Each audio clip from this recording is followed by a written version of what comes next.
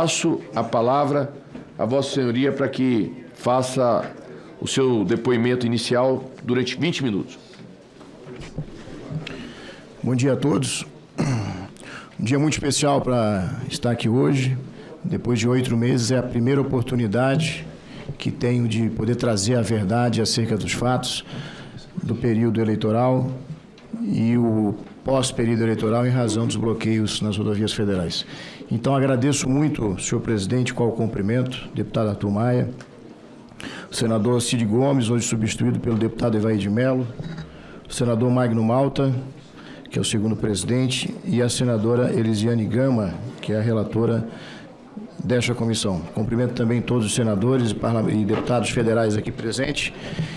E a gente queria, presidente, ter feito uma apresentação, não foi autorizado, né? Então a gente teve que se readequar para fazer uma fala rápida aqui nesses 20 minutos. Nós temos aqui 2 memoriais, que são mais de 300 laudas que comprovam tudo que eu vou afirmar aqui hoje, que será encaminhado oportunamente, se permitido, à comissão para juntada nos autos, onde a gente vai ter a possibilidade, pela primeira vez, de combater esta que foi a maior injustiça já realizada na história da Polícia Rodoviária Federal, que nos próximos dias completa 95 anos. Então nós teremos essa oportunidade. As informações aqui, nenhuma delas de cunho pessoal, todas dos bancos de dados da Polícia Rodoviária Federal, das instituições de segurança do Brasil.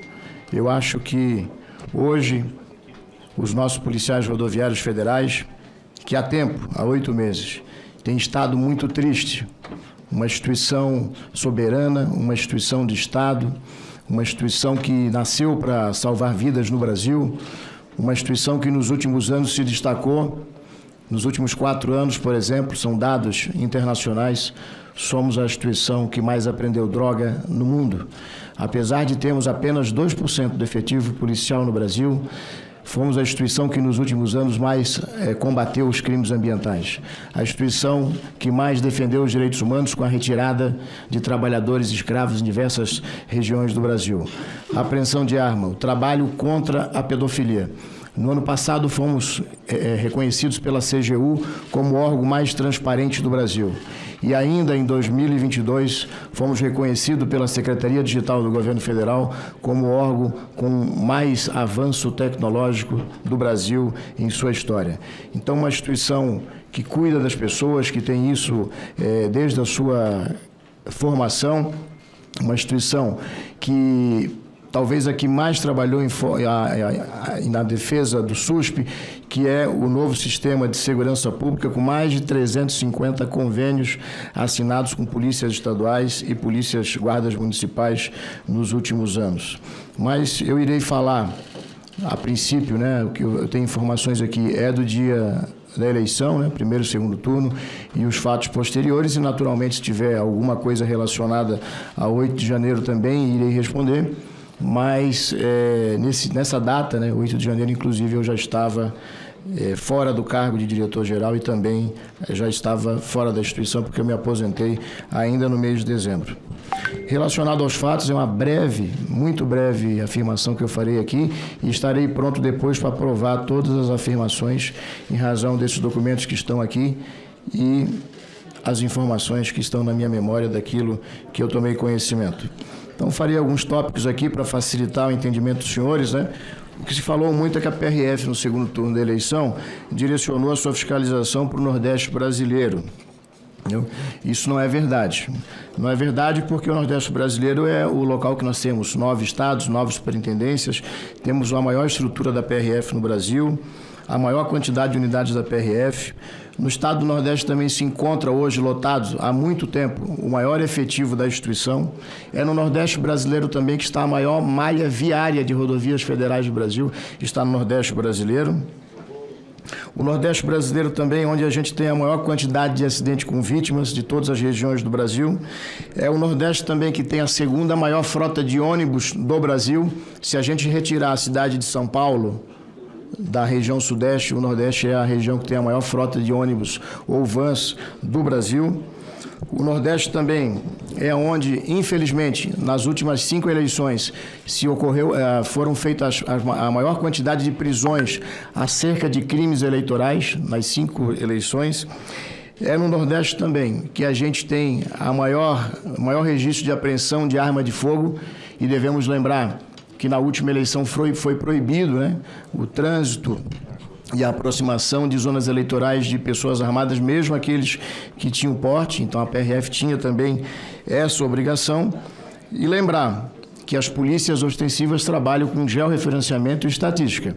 Nós não somos uma polícia judiciária que tem algumas informações privilegiadas em razão da sua atividade.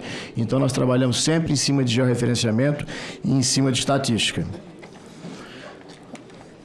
O outro questionamento é que nós tínhamos uma fiscalização excessiva no Nordeste. Então, nós tivemos 694 pontos de fiscalização no dia 30 de outubro, que foi o segundo turno da eleição, e o Nordeste, assim, junto com o Norte, foi os locais que a polícia menos realizou fiscalização. Onde mais fiscalizou foi no Sudeste, depois no Sul, no Centro-Oeste, e o Nordeste, empatado com o Norte, ficou em 4ª posição. Nós tivemos, em média, 25 locais de fiscalização por estado no Nordeste no segundo turno. Falou-se também que se encaminhou ao Nordeste brasileiro a maior quantidade de recursos para a operação.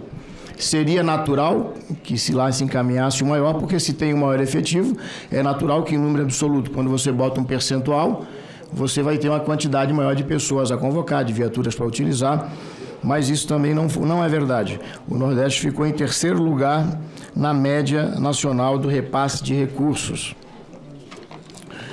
Reitero que todos esses recursos estão dentro dos sistemas do governo federal, que podem ser auditados, e em sua maioria que está aqui são fontes abertas. Se falou também que a quantidade de veículos naquela região foi a mais fiscalizada. Também não é verdade. Nós tivemos, em média, no Nordeste, 26,5 veículos fiscalizados, ou de 26 a 27 veículos fiscalizados por ponto de fiscalização. Tá? Então, o Nordeste ficou em 4ª posição, juntamente com o Sul, 26 veículos fiscalizados por ponto. Depois se afirmou na imprensa também que a PRF descumpriu a decisão do TSE.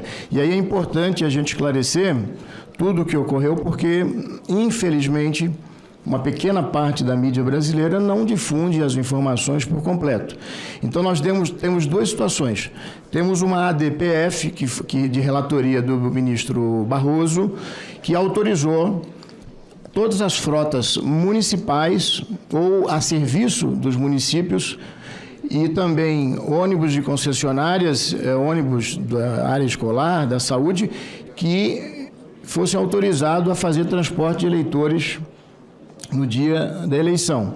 Depois, os interessados na DPF fizeram nova petição e o ministro Barroso estendeu a utilização desses bens públicos ou concessionários ou a serviço desse para extralimite municipal e extralimite estadual, ou seja, intermunicipal e interestadual. Na véspera da eleição, por volta de 23 horas do dia 29 de outubro, o ministro Alexandre de Moraes, na condição de presidente do Tribunal Superior Eleitoral, nos encaminhou uma recomendação, vejam, às 23 horas do dia 29 de outubro, para que a gente efetivamente desse um cumprimento, né, daquela decisão anterior, agora com uma abrangência um pouco maior.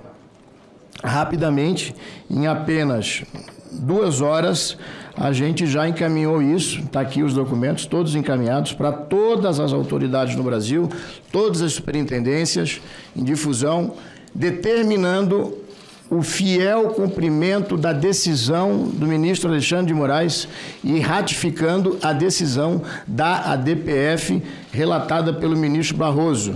Então, nós fizemos imediatamente, não existe qualquer tipo de omissão por qualquer gestor da PRF em qualquer estado da federação. E mais, fomos à AGU, porque nenhum servidor do Poder Executivo pode cumprir qualquer decisão judicial sem um parecer da AGU. E a AGU disse, está aqui, cumpra continue a operação e cumpra a decisão. Ou seja, a polícia deveria continuar o seu trabalho de fiscalização de trânsito, o seu trabalho proibindo que armas, que também era uma decisão do STF, chegasse próximo das zonas eleitorais, fiscalizando também os crimes eleitorais, e foi isso que a instituição fez naquele domingo. Então, não existe até o presente qualquer registro, uma investigação da Polícia Rodoviária Federal, inclusive também sendo investigado pelo MPF e pela Polícia Federal, o registro de qualquer cidadão brasileiro,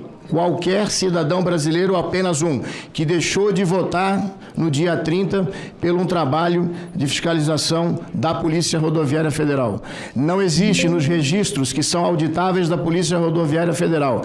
E vale citar aqui que nenhum policial rodoviário federal pode fazer uma abordagem sem registrar. Vocês podem observar quando passarem por uma viatura, por um policial, algum deles estará com o celular na mão. Ele está registrando aquela abordagem. Então, tudo está devidamente registrado. Nenhum ônibus foi recolhido.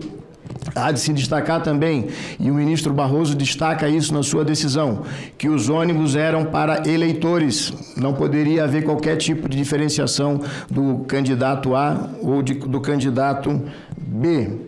O parecer da AGU também vai nesse encaminhamento. Então, os nossos policiais estavam lá para garantir a segurança. E mais, neste dia, não foi registrado no Brasil nenhum acidente com vítimas graves, com ônibus ou vans, em razão desse trabalho que a gente fez e conseguiu garantir o deslocamento dos cidadãos aos pontos de votação. E mais, o segundo turno da eleição, pela primeira vez na história, foi o turno que a gente teve o menor número de abstenção. Aos tribunais regionais eleitorais, que trabalhamos em conjunto, no transporte e na segurança das urnas, a Justiça Eleitoral e o Ministério Público Eleitoral, em centenas de casos no Brasil, que fizemos a segurança de juízes e promotores eleitorais ameaçados. Não existe nos TRE do Brasil nenhuma investigação que fica demonstrado que a Polícia Rodoviária Federal descumpriu qualquer procedimento relacionado às decisões e qualquer outra norma dos colegiados dos tribunais, do Tribunal Regional Eleitoral, TSE e dos TREs. Inclusive, a Polícia Rodoviária Federal foi homenageada por mais de 10 tribunais regionais eleitorais após as eleições. E aí a gente encontra várias matérias comprovando tudo que eu estou falando aqui.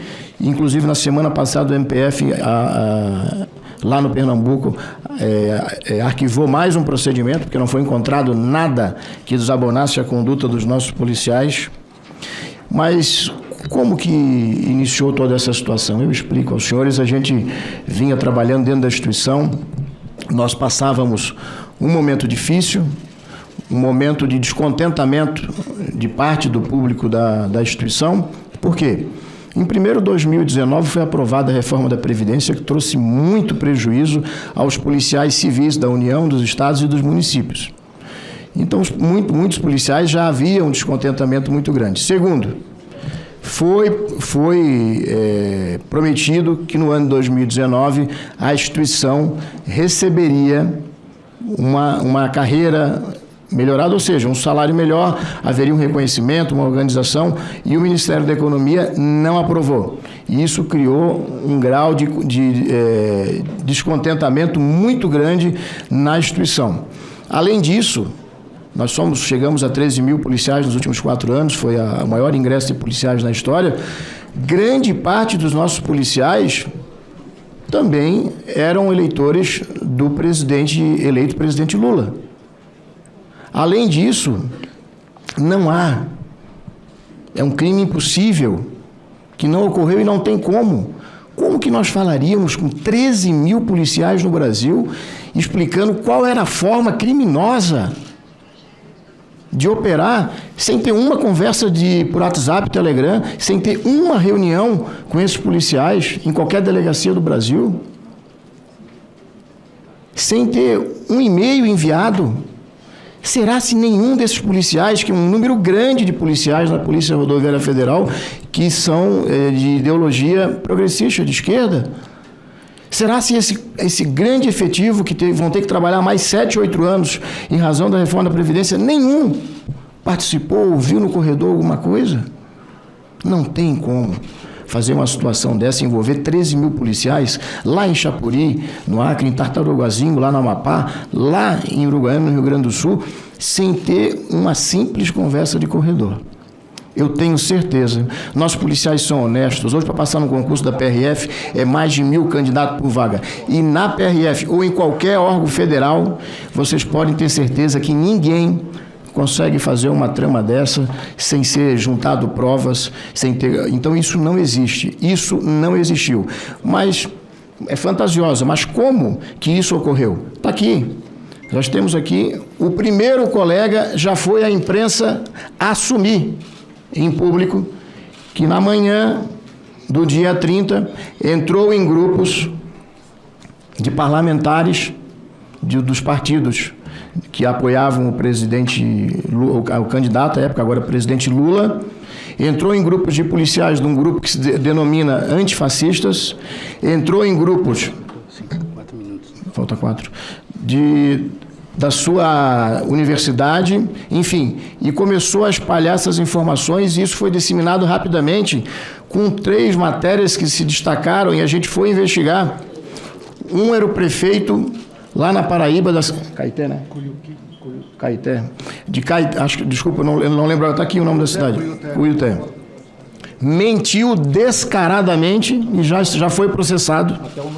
Até o nome ele mentiu. Inclusive fez campanha política, que é crime, num local que os policiais ficaram por 39 minutos e um dos veículos que estavam lá era do juiz da comarca que foi lá conversar com eles. Mentiu descaradamente esse cidadão.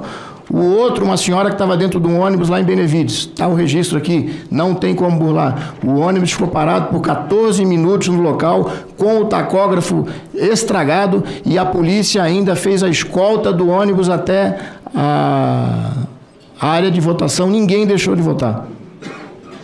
Então, um dia, uma briga muito grande dos dois lados. E aí eu, na condição, se fosse um parlamentar de esquerda, recebo uma informação de um policial rodoviário federal, porque aí foi para os grupos, né? Eu também acreditaria. E a imprensa pegou e propagou. E quem é que conseguia naquele dia? A gente falava, e a imprensa não queria saber. O momento estava muito quente, era um problema político, não era um problema de segurança pública.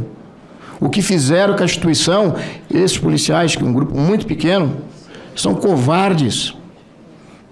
Covardes, quebraram o juramento que fizeram, defender as pessoas, defender os bens, defender a vida, defender o Brasil, a instituição. Se teve alguém que atuou nessa eleição para que tudo ocorresse bem, foi a Polícia Rodoviária Federal. Tudo que eu estou falando para vocês aqui eu tenho prova. Eu não vou colocar uma palavra a mais. Tudo aqui a gente tem prova para demonstrar para vocês. Por isso que eu digo que hoje é um dia especial. Há muito tempo estava com vontade de falar, mas vai falar como? A gente respondia os e-mails para a imprensa, não se publicava nada.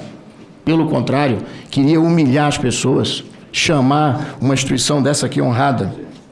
E vou falar mais. Falta quantos minutos? Em 184 pontos que a PRF fiscalizou lá no Nordeste, adivinhe, o menor índice de abstenção da história do Nordeste foi onde a PRF estava. Que coincidência. Enquanto que o Nordeste teve no segundo turno um nível de abstenção de menos 0,26, menos 0,32 nos 1.610 municípios, onde a PRF fiscalizou, o índice de abstenção foi menor, 0,13. São dados do TSE. Mas a PRF trabalhou para prejudicar Presidente, 1 minuto eu consigo terminar.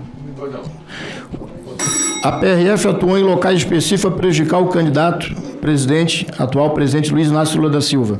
A PRF operou em 618 pontos no Brasil. Em 310, segundo dados agora de abril do TSE, venceu o presidente Lula. Em 318, venceu o presidente Bolsonaro. Então, a PRF atuou mais nos locais onde o presidente Bolsonaro venceu 318, do que nos locais que o presidente Lula ganhou, com 310. A PRF trabalhou para prender ônibus, principalmente no Nordeste. Não, isso não é verdade. De todos os veículos fiscalizados no Nordeste, apenas 3% foram os ônibus. Dos 1.754 municípios do Nordeste, a PRF recolheu no dia 5 ônibus. Um motorista sem carteira, tem como deixar embora uma situação dessa? Um ônibus sem para-choque, imagine um ônibus colhido na traseira de um caminhão sem o para-choque. O que ia acontecer?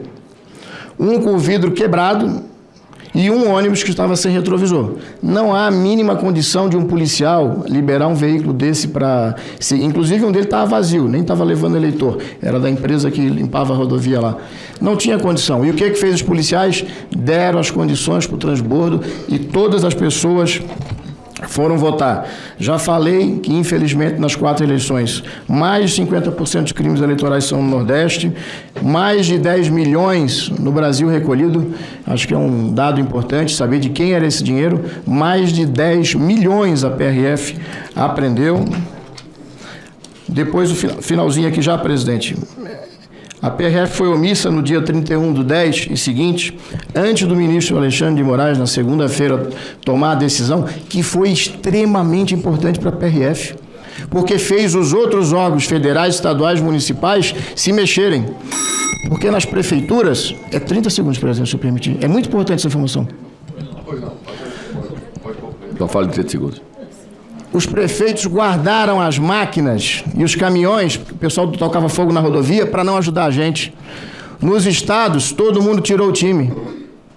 E o ministro Alexandre de Moraes foi muito importante nas suas decisões, porque ele vinha, nos trazia, nós tínhamos contato direto, inclusive no domingo, eu pedi audiência para ir lá falar com ele, para explicar o que estava acontecendo.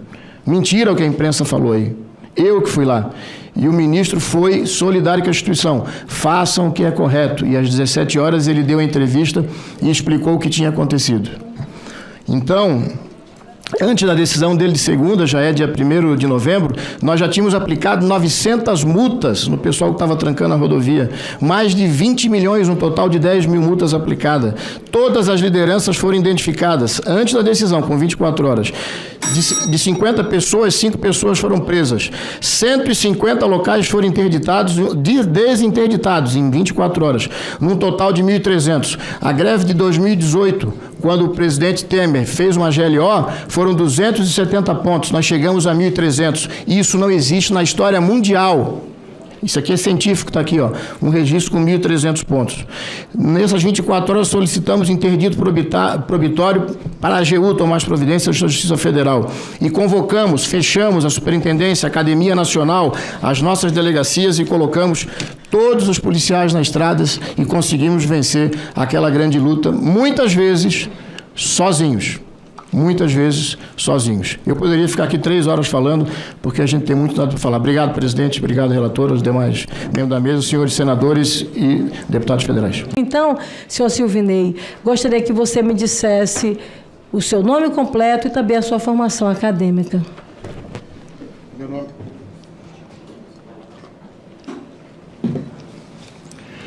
Meu nome é Silvinei Vasques.